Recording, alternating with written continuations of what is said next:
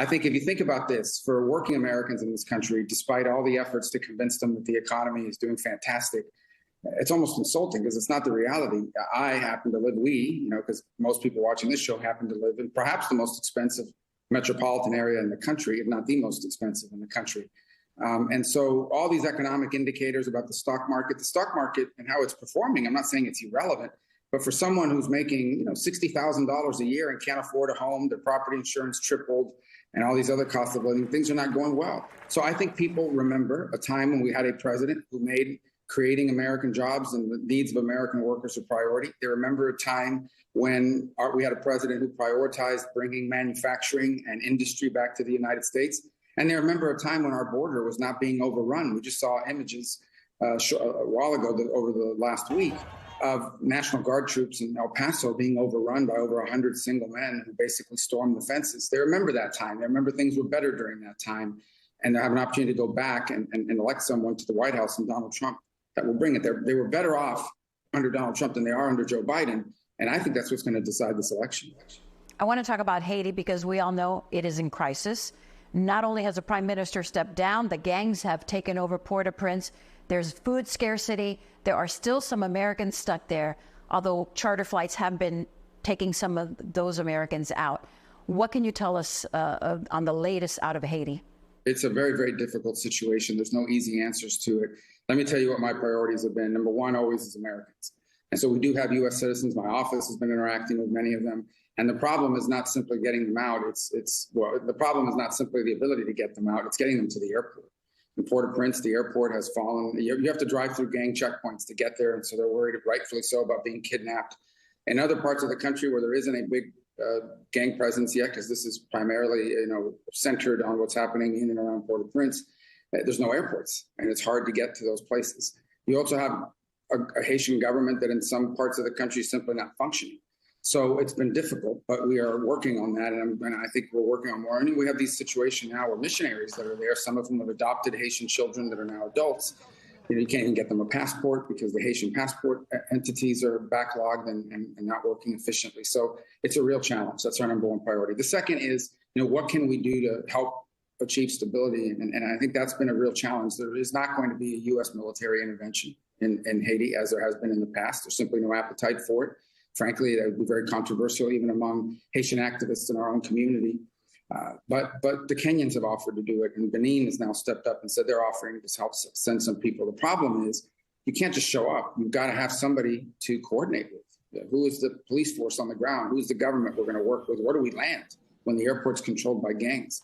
So there's a real challenge there. And then there's been this effort to stand up this council that supposedly will represent all the different elements of society there. But already the gangs are saying they're going to reject that and create their own council. So it is a very, very complicated situation with no easy answers. And I, requires some creative thinking. And ultimately, we will try to do the best we can in that regard. And your heart breaks for these people because they're suffering. They're suffering stories that we're hearing that sound like something from a horror movie. It's apocalyptic. And because of that suffering, some are expecting a mass exodus from Haiti. Governor DeSantis says he will take the undocumented immigrants back. Do you believe this is the right policy? Well, I don't know where he would take them back to. I mean, that's the challenge. The other challenge, look, a mass migration from Haiti is not the same as a mass migration from Mexico because there's no land border with the United States. So what we're really talking about is 300 people crowded in an unsafe vessel in the middle of the ocean.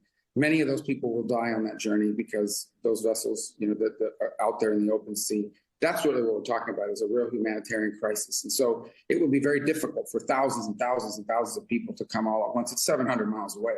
And that's a long ways away, especially in rickety craft.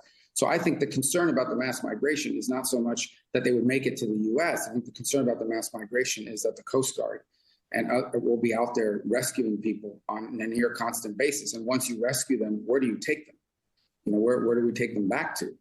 So do you believe there should be a halt in deportations? Well, I don't think, honestly, look, if you're a criminal, you got to be deported. But right now, it's not that I support a halt of deportation.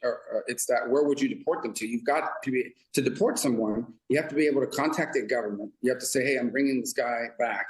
You have to be able to put him on an airplane, and you have to be able to land that airplane. Right now, that can't happen. There is no airport you can land in. I mean, the airport is surrounded by gangs. From Haiti to Cuba, the Cuban people, as you well know, protesting last weekend, lack of food there as well, power outages. Should the U.S. get involved in this one? Well, again, they haven't asked us to help, but there is no U.S. embargo on food and medicine. Cuba can import and buy as much food and medicine from the United States as they want.